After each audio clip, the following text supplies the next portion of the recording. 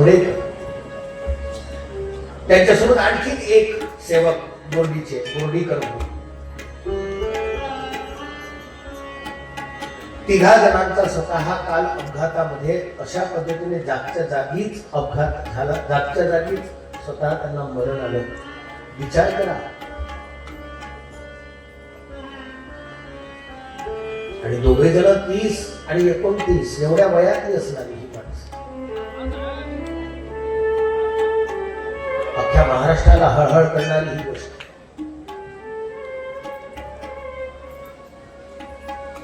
संपूर्ण जगत अत्यंत स्पर्धात्मक स्वरूपामध्ये चाललाय, पण त्या स्पर्धेमध्ये आपल्या लोकांचा, आपल्या वैष्णवांचा, आपल्या वारकऱ्यांचा स्वतः जीव जातोय. आपण काळजी स्वतः करणं खूप गरजेचं आहे.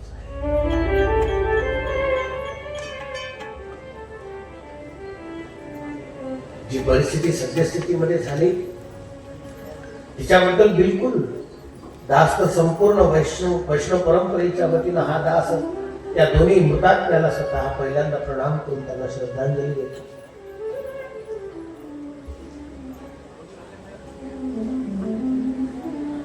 असं कधीच कोणाच्या संगतीत होईल.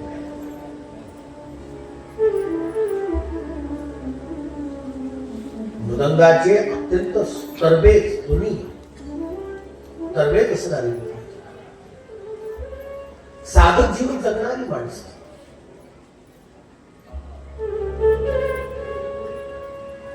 कोण जाणे, पण एक गोष्ट पक्की आहे. म्हणजे आता माझे आमच्या समोर आमचा पंकज दादा आहे, बोडू दादा आहे, भूषण दादा आहे, आमचा चंदू. ही चंदू तर आमच्या स्वतः गुरु परंपरेत आहे. यश आहे, दिनेश हे आपल्याकडे स्वतः, आपल्याकडे म्हणा किंवा कुठेही म्हणा, स्वतः ही माणसं स्वतः आपला परिवार सोडून इथं राहतात. मला स्तुती नाही करायची, पण एक गोष्ट पक्की आहे, वास्तव आहे. जी माणसं आपला सोहळा चांगला करण्याकरता, आता गिरीश महाराज म्हणा, शहाणे, तो आमचा विद्यार्थी, आमचा संकेत, त्याच्या समोर अर्जुन आहे. हरिपाठाचा आपण सगळेजण स्वतः व्हिडिओ घेतो, आपण हरिपाठाचा आनंद घेतो, आपण स्वतः हा भजनाचा जो काही आनंद घेतो. पण हा सगळा सोहळा आनंदाचा आपण जेव्हा करतो, तेव्हा या सगळ्या सोहळ्यामध्ये या सगळ्या गंधर्व मंडळींचा, या कलाकार मंडळींच्या जीवनातला वेळ आपल्याला मिळाला, वेळ. आणि त्यांचा वेळ मिळणं, एक तुम्ही सद्यस्थितीमध्ये सध्या अनुभवताय, आम्ही सगळेजण या गोष्टीचा अनुभव घेतोय. सध्या माणसाकडे पैसा भरपूर आहे, पण वेळ. कार्यक्रम करण्याकरता माणसं म्हणतात करा ना, काही हरकत नाही ना.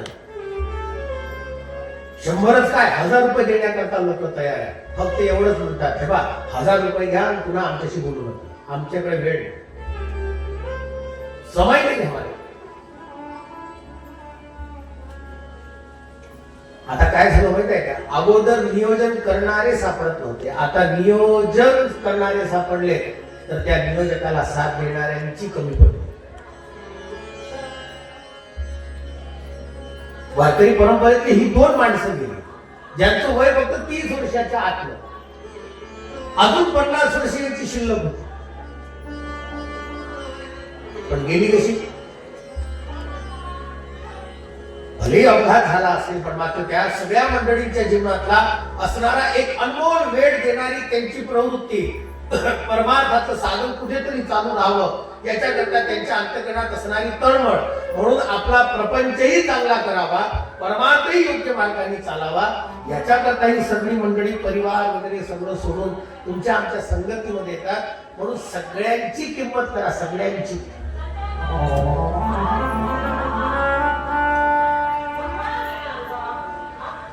आपल्याला या सगळ्या परिवाराच्या संगतीमध्ये हा एक आपला परिवार जुळतो 7 दिवसाचा.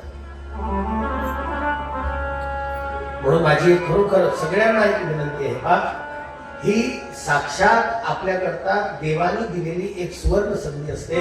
ही मंडळी या ठिकाणी येतात, आपल्याला वेळ देतात, आपणही त्यांचा मान सन्मान प्रेम आदर हे सगळं सगळं करा. आपण करतो, प्रश्नच नाही, पण तो केल्याच गेला पाहिजे असा आपण लोकांनी आग्रह करा.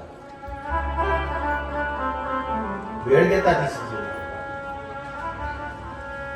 पैसा कमी अधिक प्रमाणामध्ये सगळीकडे मिळून जाईल, तो काही प्रश्न तो मिळेल. मला तर काल रात्री जेव्हा होती जी घटना जेव्हापासून लक्षात आली तेव्हापासून लक्षात येते की 7 ते 9 च्या कीर्तनाची वेळ 6 ते 8 पर्यंत करावा.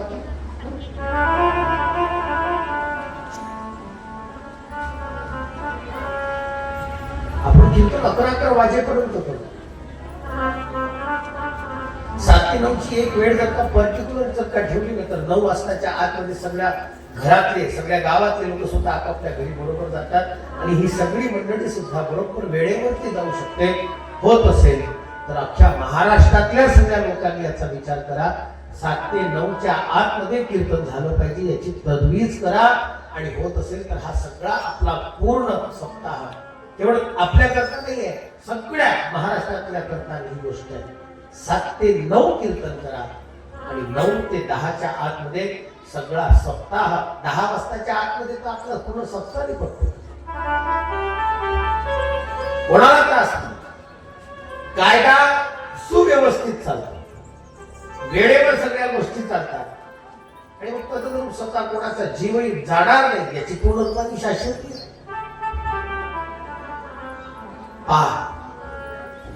या दोघांनाही स्वतः श्रद्धांजली अर्पण करतो.